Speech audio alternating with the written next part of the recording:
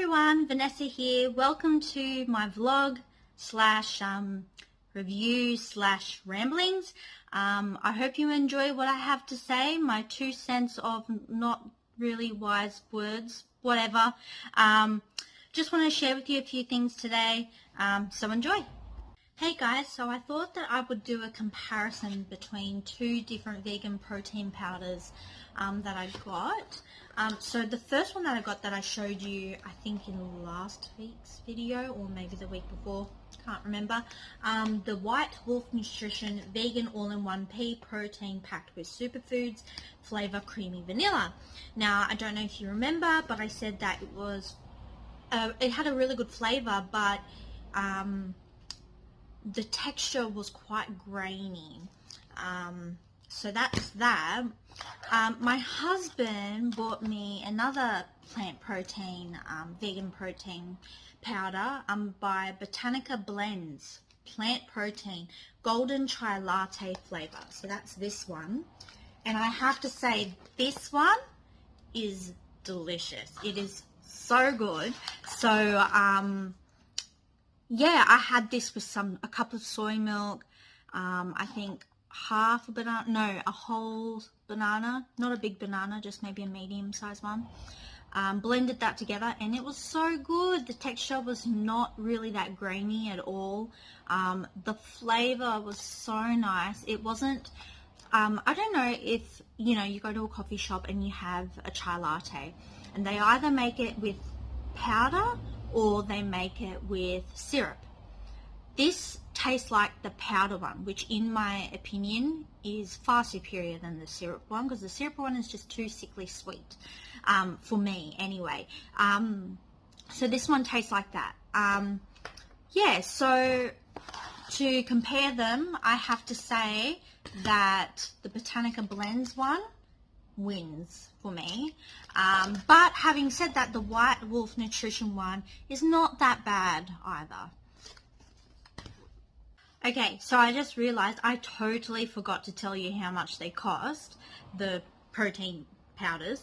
What's it called? The Wolf Nutrition one, vegan powder, the creamy vanilla one was like $44, I think, whereas the Botanica Plants one was $30 from Aldi.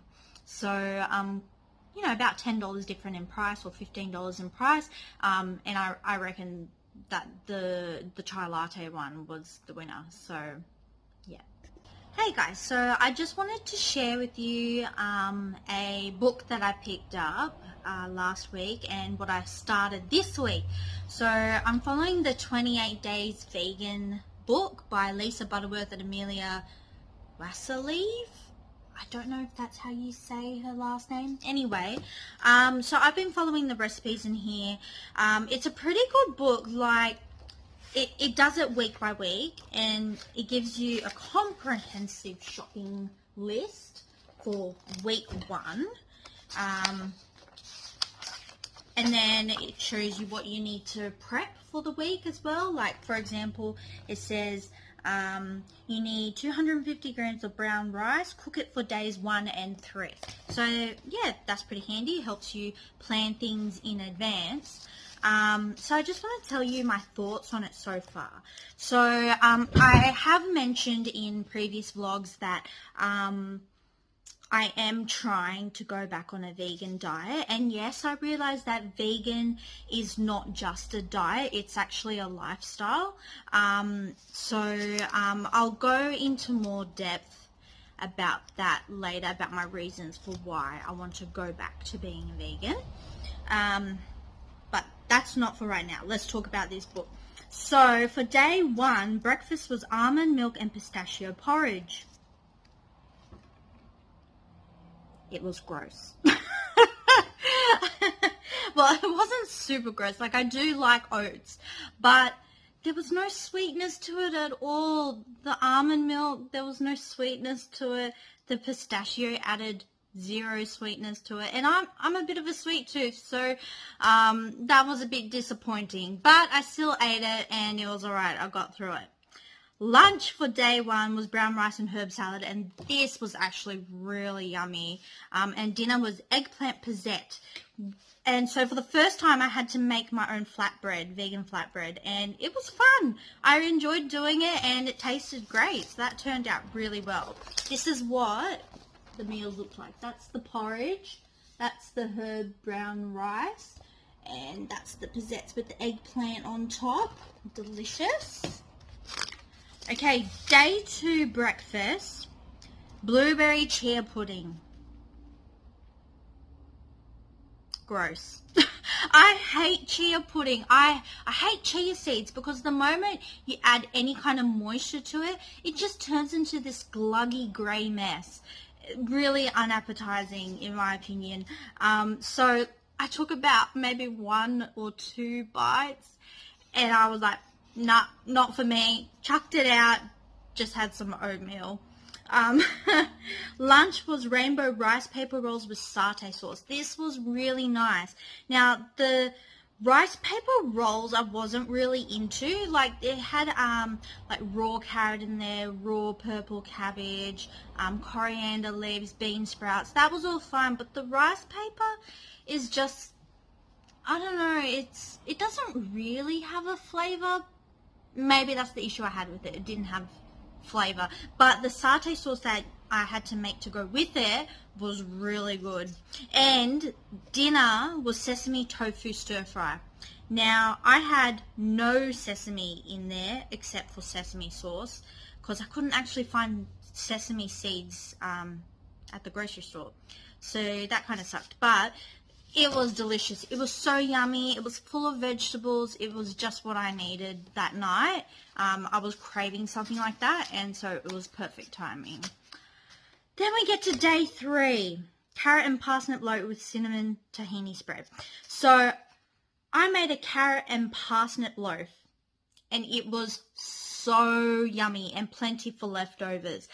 It was really good, but I hate tahini. Like, I've tried tahini so many times. I've tried hulled and unhulled. I tried mixing it with, what did I try mixing it with? I don't remember. I tried mixing it with something to sort of, you know, change the flavor a bit. Tahini is just not for me. So I just had the carrot and parsnip loaf plain, and that was good enough. It was so tasty. Even my eldest son, he really liked it as well. So I will definitely be making that again in the future. Now, for lunch was a warm beetroot and walnut salad. I did not make it because I had so much leftovers of the herb brown rice and the carrot and parsnip loaf. I didn't want any of it to go to waste. So I just ate leftovers. And then dinner was supposed to be red lentil dal.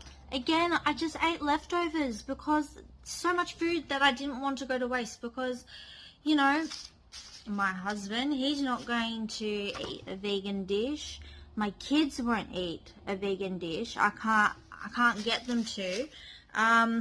So I didn't want to waste any food. But having said that, now I've wasted the groceries that I bought to do those meals. But I'm hoping that they will last a bit longer in the fridge so that maybe I could make it up next week. I don't know. Or maybe I can try and convince my husband to eat a couple of vegan dishes, hopefully. Now it is Thursday, which is day 4, and I was supposed to make baked brown rice pudding with peaches. I didn't do it because I just don't like brown rice. Like, I had that herb brown rice, and that was really, really yum, but brown rice just, I feel like it's never cooked properly. Like, it just tastes like, no matter how long you cook it for, the texture is always like it's partially raw, no matter how long you cook it for. And I was like, I don't want to eat brown rice for breakfast. So I didn't do it. I just had oats again. Today, I was supposed to make avocado pesto toast. I haven't because my avocado has gone gross. It did not last the week. I I still had leftovers from other stuff that I cooked, so I just ate that. Now tonight I'm supposed to do barbecued tofu with bok choy and broccolini. Now my barbecue, so my dad bought me a barbecue, I think it was last Christmas. I still haven't unpacked it from the box. It is still disassembled and I'm not really going to have time today to assemble it, so I won't be barbecuing it. I will be just doing it in a fry pan on my stove, but I'm sure they'll be fine because it looks like it's going to be full of flavor, like let's see, tofu, sumac, paprika, garlic, olive oil, lemon juice, bok choy, broccolini, and the satay dipping sauce that I made to go with the rice paper rolls. So that sounds like it's going to be really yummy.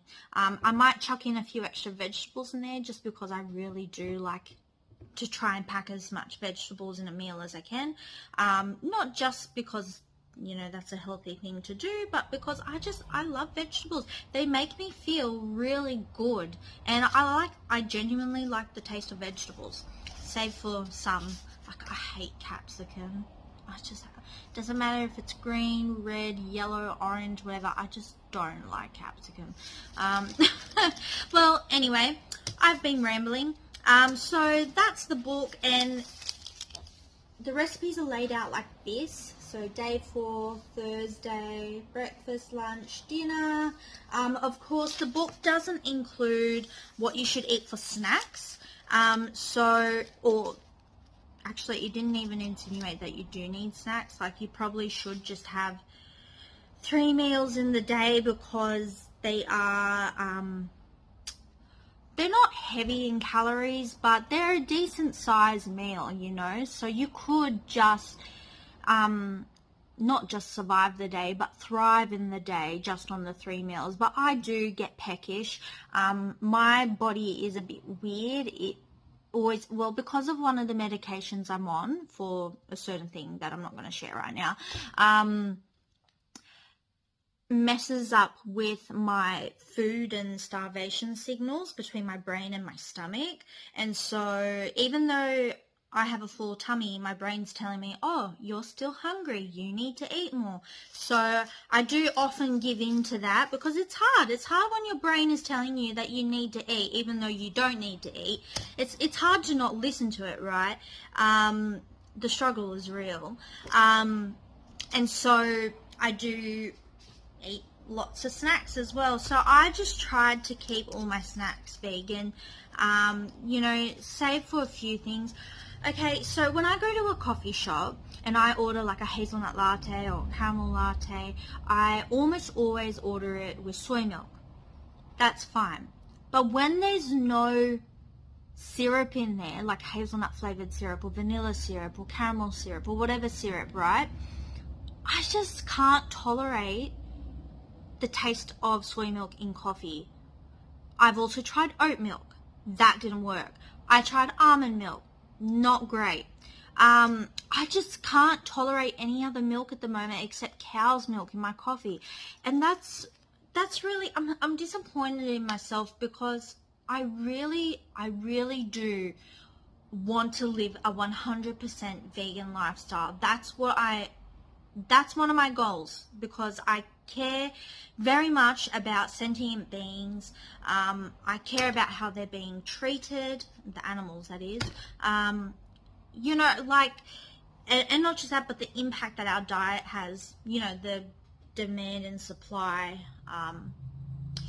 you know, for environmental factors. Like, I care about all of that, and I value that, and I want my life to reflect my values. So I am disappointed that I'm just having my coffees with cow's milk. But you know what? Let's just take it one day at a time, one step at a time. I really am trying my best. And so I'm not saying that I should give myself a pat on the back, but I am saying that maybe I should just show a bit of compassion towards myself, and not be so hard on myself when I don't do things 100% perfect. It's hard because I'm a perfectionist. or at least an ex-perfectionist or recovering perfectionist is actually more accurate, I think. So I actually went to therapy for my perfectionism, because that's how bad things got. It got to the point where I was, going into deep depressions because I wasn't perfect, because I was never good enough. I thought that I was never good enough for other people or certain people. But really, what it came down to is that I wasn't good enough for me. And that's because my standards for myself were just impossibly high for me. Why am I talking about this? I was talking about a book that I'm following. Anyway, I'm going to stop there.